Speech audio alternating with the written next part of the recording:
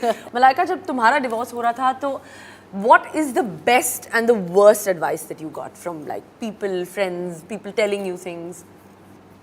Well, I think सबकी पहली यही राय है कि मत करना. I think nobody आपको कहेगा कि हाँ प्लीज जाइए करो. You know, so that's the first thing कि ये मत करना कि आप सोच समझ के ये decision लेना. So I think I went through the same thing कि don't. I think even the day before I got divorced, the night before I got divorced, I think even then I had my family sit with me and ask me yet again, are you sure? Are you 100% about your decision? So I think that was something I heard all along, and rightly so. I think these are the people who worry and care, so they will definitely say that. The best advice, well, I think it would just. I think everybody said if this is a decision that you're making, then we're really proud of you, and in our eyes, you're a strong woman. So I think for me, that really absolutely it kind of just gave me that extra strength that I needed. That's the strength to be happy. Yes. And I have to say that I've never ever spoken about this exactly earlier. And I've probably never been so vociferous about something because I guess somewhere I've always felt that, what, let's just move on with life. But I'm glad people are getting to hear this. And I'm glad I'm doing this with you because I think we can be comfortable doing and that. So many people are going to, I think, learn so much from this. I would really urge a lot of women out there. I'm not saying that you have to get whatever, but if you are in that process, if you're in an unhappy marriage and that's what you decide to do, I think you should do it with a lot of dignity, with a lot of self-respect. Don't let anybody bring you down or tell you that you're any less of a person or a woman. You're just make sure that you're a strong, wonderful woman. After you got divorced, was there any difference in the way you felt that people treated you? Maybe at work or generally people around you, at parties generally? I don't think anybody treated me any differently, but I'll be honest, there was a certain sense of how the hell did you pull it off? How did you do it? So I think that was the only thing that I felt. And which is a good feeling. Yeah, which was great. And I know the minute you could sense that, it just kind of felt good. But I'm sure there could be like, it could have people could react differently as well, to any normal working woman, like in an office and things like that, normal going girls, women, they could get that, slight look. Of course, that's bound to happen. They're going to be looked at ki, oh God, she's the girl that, who got divorced or whatever. She's going to have to face those kind of trials and tribulations for the rest of her life. A snigger, some sort of malicious gossip or something that's going to be there. That's part and parcel. It's how you overcome it. It's how you look beyond it and literally, lead your life on your terms and conditions. Absolutely. Do you think there's a difference in treatment from society, when a divorced man actually versus a divorced woman? Oh my God, that is like the biggest disparity that there is amongst the many other disparities that you have to deal with men and women. But men really don't have that.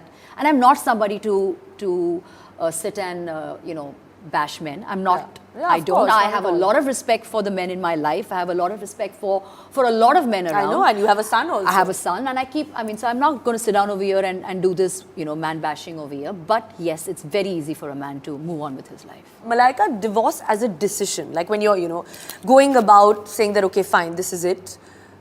I'm going to, walk out of this marriage, or I'm, not going to be a part of this relationship. How tough do you think people find it to actually take that decision? Well, it's never ever easy, like no other major decision in your life. And at the end of the day, someone has to be blamed. You always have to point fingers at someone. I think that's the general human nature to go about things. So yes, you'll always blame somebody, and it's never easy.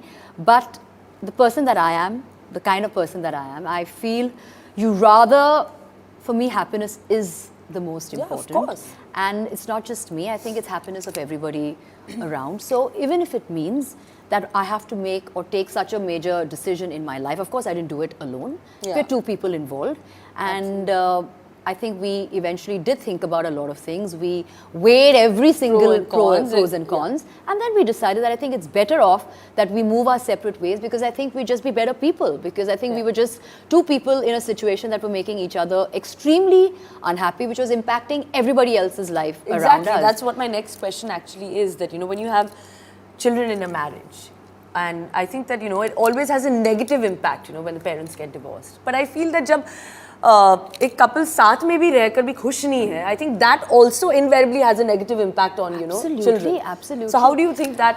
I think we I would much rather see my child in a happy environment than be subjected to an environment that is completely disruptive. And I think with time, I think my child is far more, accepting and far more, जैसे कहते हैं कि खिल रहा है अभी, because and there's nothing more than a happy mother. And he can see that we both as individuals are far happy than what we were in the marriage and he's earlier. flourishing more. Absolutely. And any child, I think, would flourish more when and they see he their did parents actually happy. turn around one day and he did say that to me. He says, Mom, it's good to see you happy and smiling, So Malika, what's your opinion about couples remaining friends after divorce? That's a tricky one because exactly. I think some manage to strike that balance, some never. I think it's more when you have a child involved. I think it's always essential to continue having some sort of a cordial relationship. There'll always be that bond. That'll always be that bond. So I think more when when there are children involved, then you still maintain that. But you've done it, I think, beautifully. In fact, maintained such amazing relationships with the family, and I know it personally. And I think that comes from a certain sense of upbringing from where, since I've, where I've grown up, and I think my mother's always instilled that in me that, you can't just, you can't just snip ties off, or you can't just, suddenly behave aloof. And I tell that to my kid as well. So yes, I wouldn't say that Arbaaz and me are best of friends or something like that, but I think we are cordial. We have a very healthy relationship, and and of course our child is our most important factor in our life. So having children does help. Of course, and it's important. It's essential to have that, because I think then it just gets ugly unnecessarily. Now my next question obviously is, how difficult is it, Malika, to find love again or to date again after a long marriage? Because I think every woman would feel a little intimidated about jumping back into that dating pool again. But having said that, it's not impossible, and I think every woman should jump back into it with equal, gusto. But and confidence. Absolutely, I think you just need a little time to kind of back away from everything, get a perspective of what's in store, and go out there, date again. Get onto Tinder, get onto whatever, get onto all the apps, keep going at it. Swipe any left, right, whatever it may be. Have fun, enjoy it. I think for the first time in your life, you'll also kind of discover a sense of freedom. Yeah. So meeting new people is... I think even for the first time to actually to be in a bed all alone, is also a new thing, Well, of course. I think it's quite refreshing not to have somebody, share your bed or your space, so enjoy that. So what message do you have for all the young girls out there who think who are actually constantly waiting for someone to come into their life, if they're single or divorced? Firstly, stop waiting. I think that's the most important thing that you need to do, because I think these are things that happen organically. They happen with a certain they happen in time. The more you try to worry and bog yourself down with it, the more difficult it's going to get. So I just think that there's a time and place for everything in life. So which means if you meant to find that love and you're meant to find that partner, so be it. Yeah. But having said that, it's fine if you don't find that person in your life, that so-called Mr. Right or Miss Right in your life. It's fine. So I hope Malika Arora has been, I can say it, and vouch for it, that she's actually never really spoken. It's been an emotional journey, but you have really set a lot of goals for a lot of women out there.